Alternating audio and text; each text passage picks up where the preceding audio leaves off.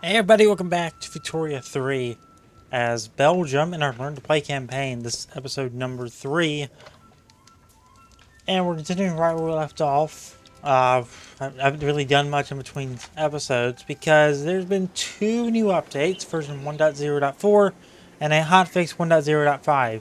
1.0.5 is really helpful.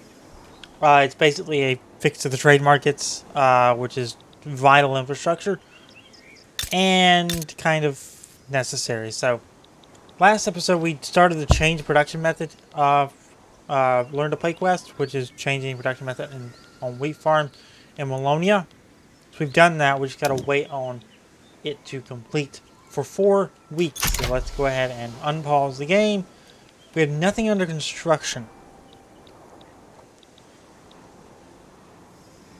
So let's actually take a look at our buildings and see what do we need. What are we missing in terms of our trade? Look at our market. What are we low on? Show staple goods.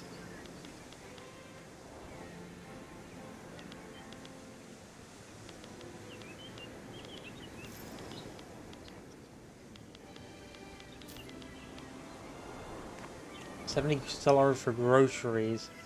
The market price is up 18% on that. So if market price is up substantially on things, it means the supply is probably low or the demand is probably really high. Either or.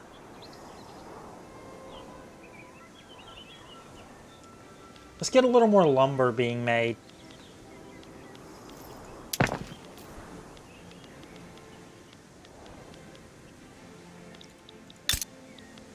Do we have any lumber mills?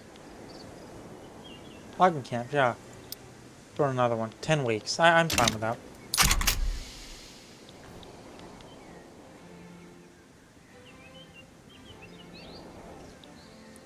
Let's unpause the game and let's keep right on trucking. Ironic because there are no trucks in 1836. So another thing we're doing is we're working on improving relations with the Netherlands because they hate us. They're right above us. I'd like to have some sort of trade relationship with them if we can, because they seem to have a pretty nice market. Let me check their urbanization 645 buildings. They have textile mills. Yeah, I mean, they have some pretty nice stuff that I'd like to get involved with in the market.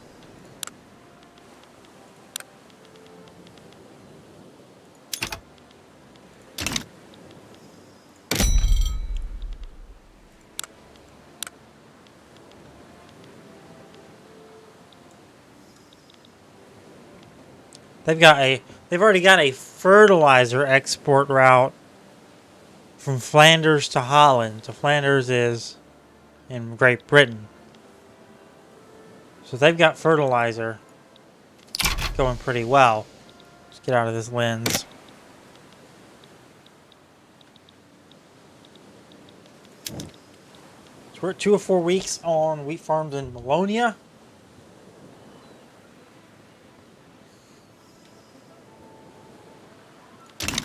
We're just waiting on that to be done and we can move on. We've started our production for the week. We can't really do much with that until that's done. It's completely allocated, which is nice. We don't have any wasted potential with the 15 out of 15. Oh, we have an election coming up. 180 days.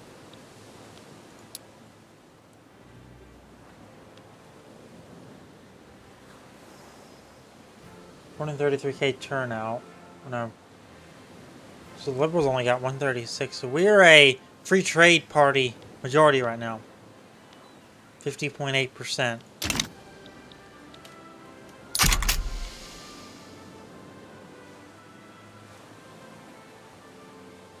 How often does Belgium have elections? What? It feels very quick.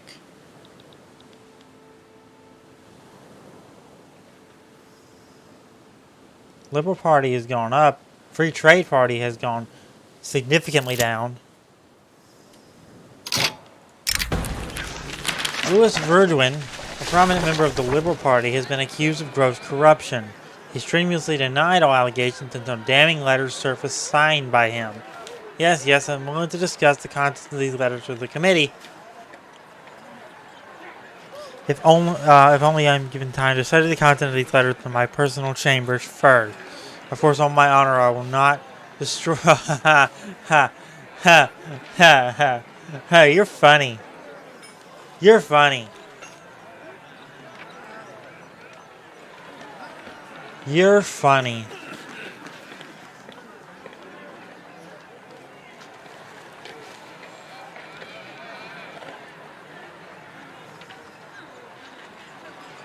He's gonna burn it. He's gonna shred it somehow. He's gonna do something. So should they stand by him and deny everything, minus 20% momentum in the election? Or should he be isolated to protect the rest of the Liberal Party? We're gonna do the typical thing and deny everything. So now let's check the election.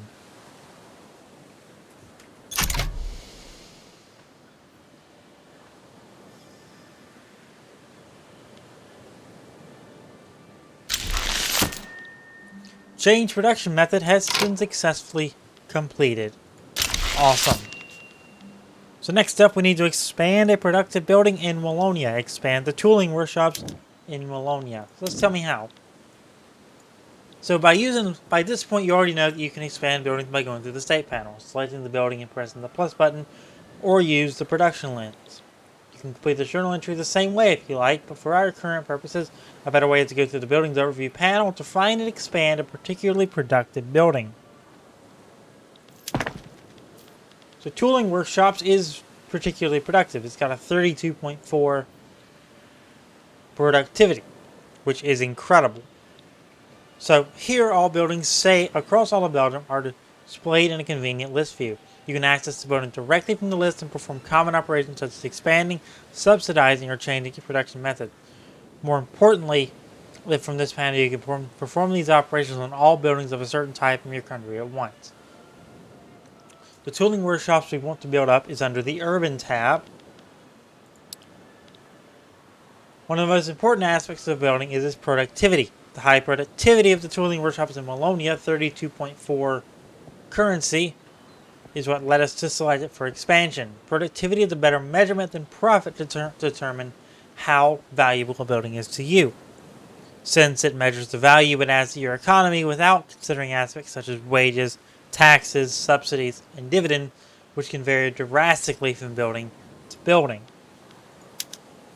Now let's start expansion of this building. Either click the plus button as before or right click and select the appropriate option.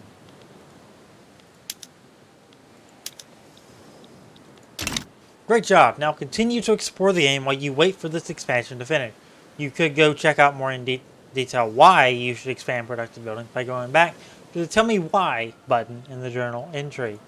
Let's do it. Why not? Well, why will we do this? By focusing your expansion efforts on highly productive buildings, you maximize the amount of value your workforce adds to your economy. Producing low-value goods like grain while only spending a low amount of money on input goods like tools let your population feed themselves while earning meager wages. By redirecting that workforce to production of high-value goods like wine or clippers instead, as long as demand is there, that's the caveat, because typically wine is not always demanded or clippers is not always demanded. Tools or grain, while they are much cheaper to produce, they're always demanded. As these pops will end up generating more money overall, even though their own wages may remain the same.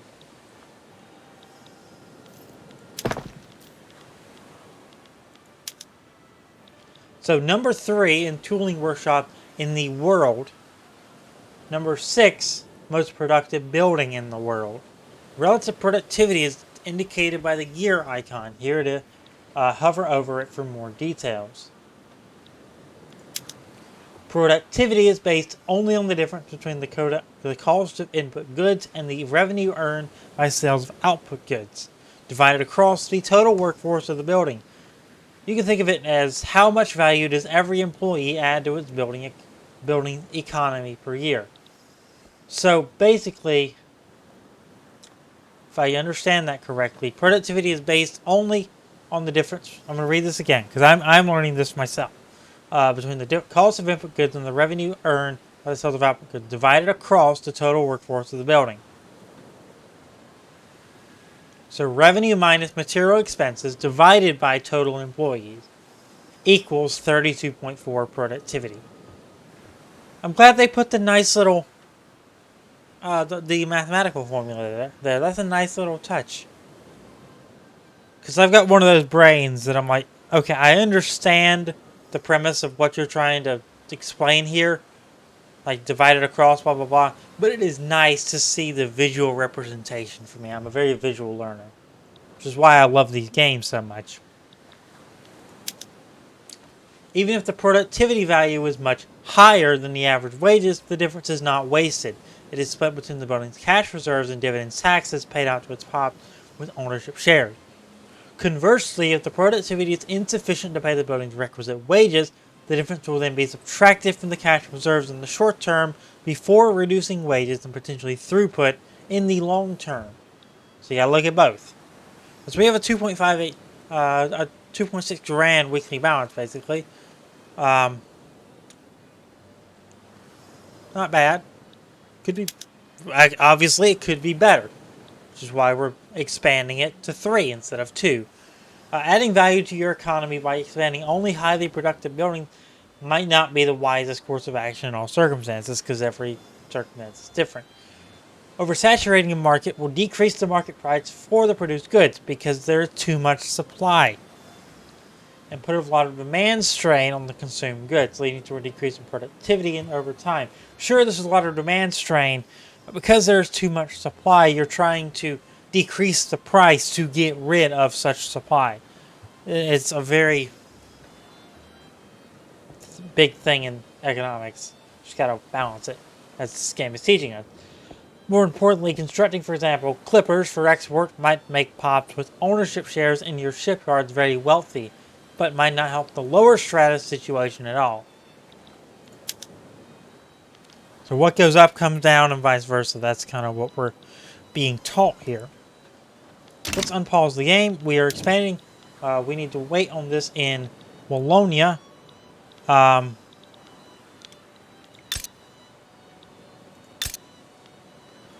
So we're waiting on tooling workshop, which will take 36 weeks. Because we are queuing logging camps for now. This will be up to 30 weeks, right? Yeah. So either way, we're going to be waiting a hot minute on this one.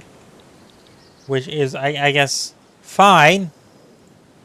However, I wouldn't want to wait. I don't want to wait that. I don't really want to wait that long. But, you know what? Whatever, man.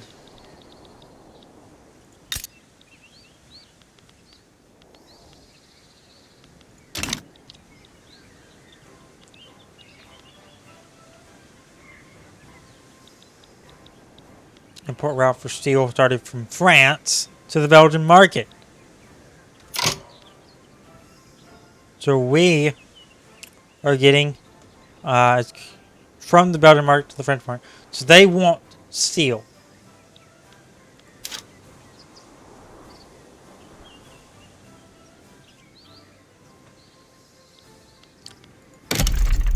You know I'd like to get a potato industry, right? I mean, that's just a joke at me at this point.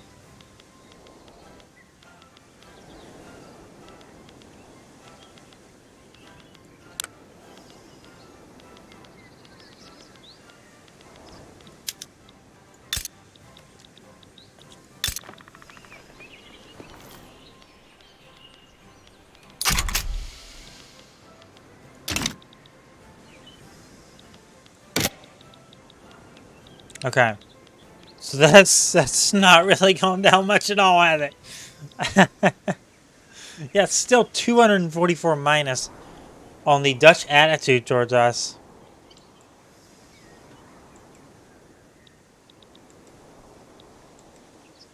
Yeah, that's not good. Ooh, standard of living increase. Nice. Let's actually take a look at our pop. Impoverished 11.4. In the lower strata. I like to make the lower strata have a nicer standard of living, and that's gone up a little bit. But it'd be nice to go up a lot of bit, you know?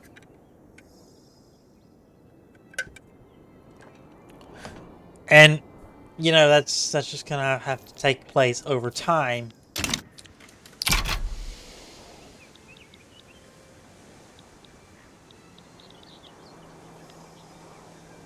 We're at 61% on the building progress for logging camps.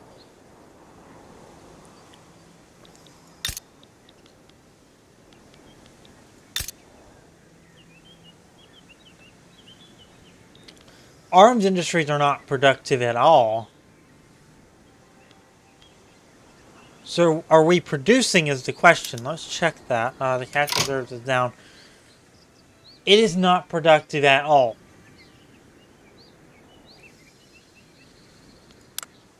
There was a workforce. There was about 4,660 employees. We gotta take a look at this.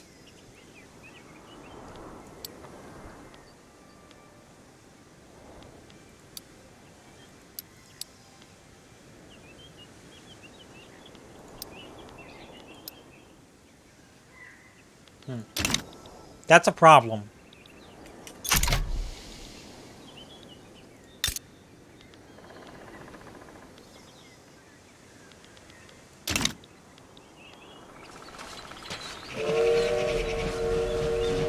Chugga chugga choo choo.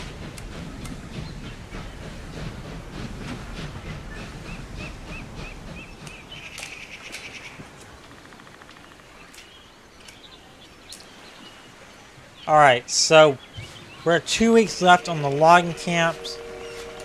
Let's go and speed up time just a tad so this can be done. We can go and wrap up the episode.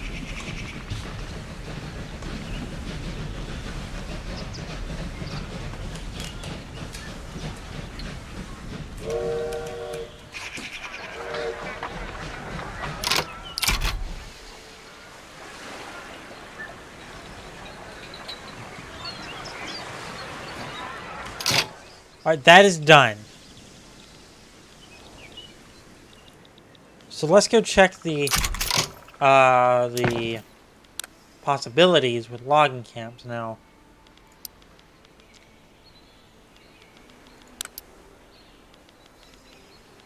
So this is gonna up to anywhere from 1020 to 1110 level 8.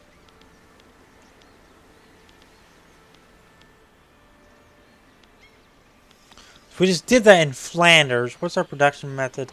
Sawmills. Do we have anything upgradable? No, because we have not invented electrical generation.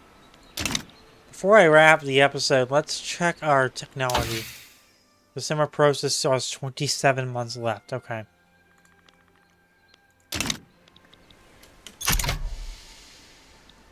Just go ahead and wrap up the episode here. If you enjoyed episode 3 of our campaign as Belgium, make sure to leave a like on it, subscribe, turn on the notification bell, and I'll see you next time for more here on Victoria 3.